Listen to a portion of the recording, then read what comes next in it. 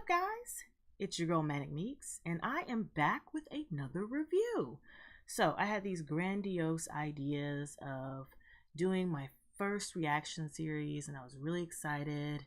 And I got through two of the episodes before I realized my computer was not about that life. So, I decided to switch gears and just go ahead and give a review of the season that I watched because I could not wait to finish it. There was no way I was going to push this off any further. I had to talk about this show, and that show is The Haunting of Hill House. I was freaking blown away. This show affected me so much that I still sleep with the lights on. It's been, when did I finish this show? I think I finished it maybe 3 days ago. Still sleeping with the lights on. Can't do it. That tall guy with the hat.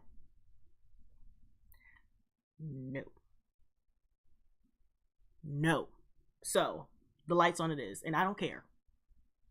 It makes me sleep better. Okay. But that's neither here nor there. So, The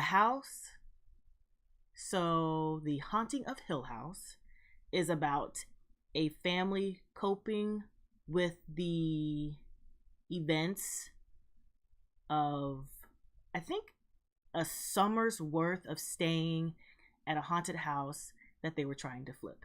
You have, I'm going to try to remember their names. I don't remember the dad's name.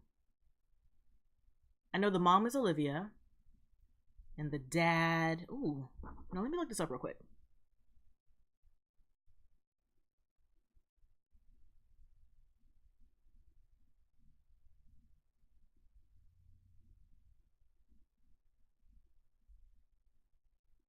What grade was he?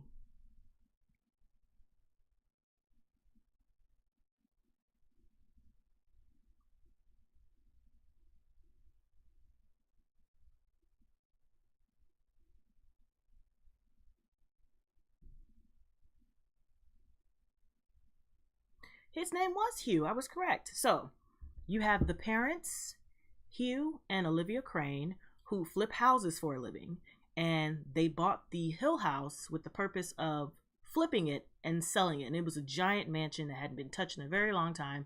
So they figured that over a course of a summer that they would take the time and the money to renovate the house to sell.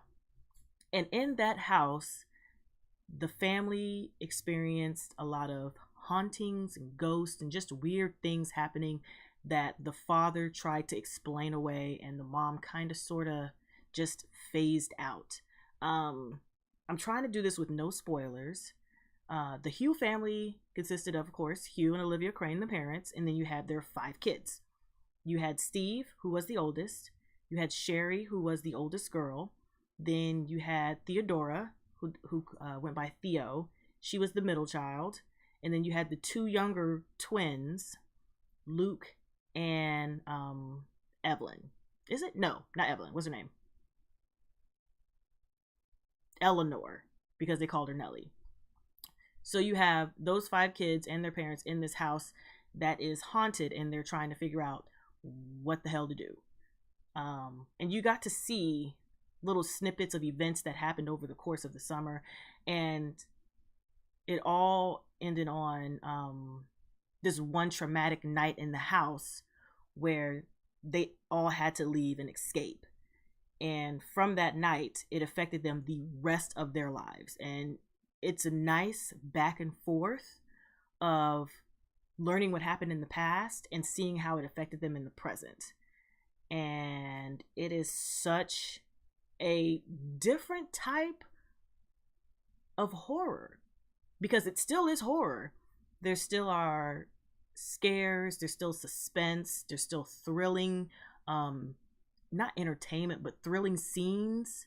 But for me, this was a very emotional family film or family TV show. I felt for each of the characters. They take the time so you can learn a little bit about them. You learn about Theo, Luke, and Nell the most. I wish there was more information about Sherry, and I wish there was more information about Steve, the older 2.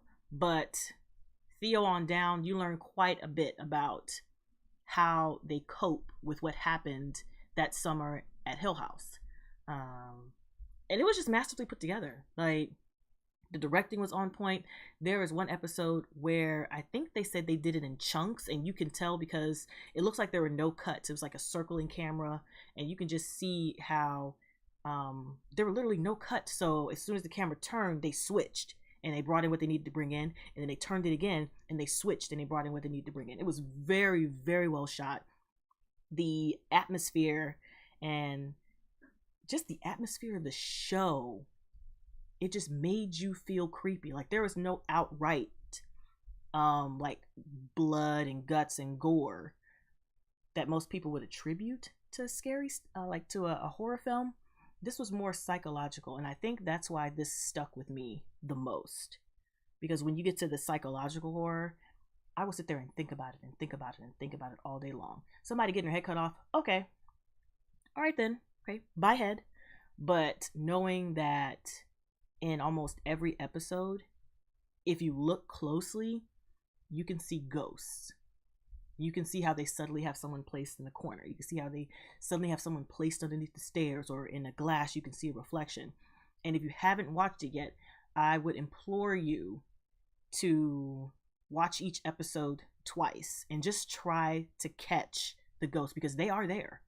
They are there. At first I was like, really? I didn't really see any. I was like, okay, let me watch the first episode again. And I was looking closely and I was like, yeah, now I see them. They are literally everywhere.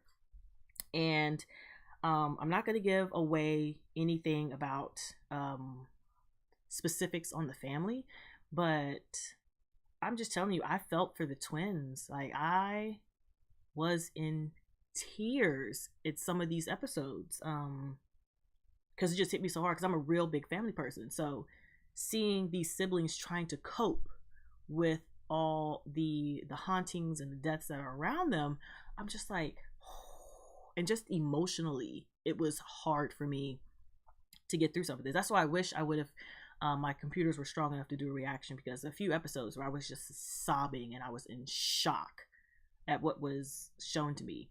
And there are quite a few twists as well in the show, where you think you're going somewhere and you see it and you see it, and then in another episode they explain what was shown to you, and it was clear as day once you got to see the other side of it. And it was just masterfully done. The acting was superb. The kids, I don't know where they're finding these kids, but my gosh, these kids can carry a scene. Oh, I felt for these kids. I was scared for them. When they were arguing, I felt like the little kids, because they did a lot of flashbacks. So you got to see the family as adults, and you got to see the family as kids. And the kids, oh gosh, they were perfect. They were perfect. The adults, I would expect for them to be able to carry such a meaty, emotional role. But the kids, oh, they took it to a whole nother level. Took it to a whole nother level. If you get that, it's cute. But yeah, I highly, highly recommend watching this. If you're a binger, go ahead and binge it, because I tried to wait and I was like, I can't do this. I can't. I need to know what happens now. I need to know what happens right now. And it's well worth it. It is well worth it. So thanks for hanging with me during my first television review. If you guys had any opinions on it, go ahead and leave them down below. I'm looking forward to hearing opinions. And I think the next series I'm going to try to do a review on is the Chilling Adventures of Sabrina. So, on that note, I will catch you guys in the next video. Bye!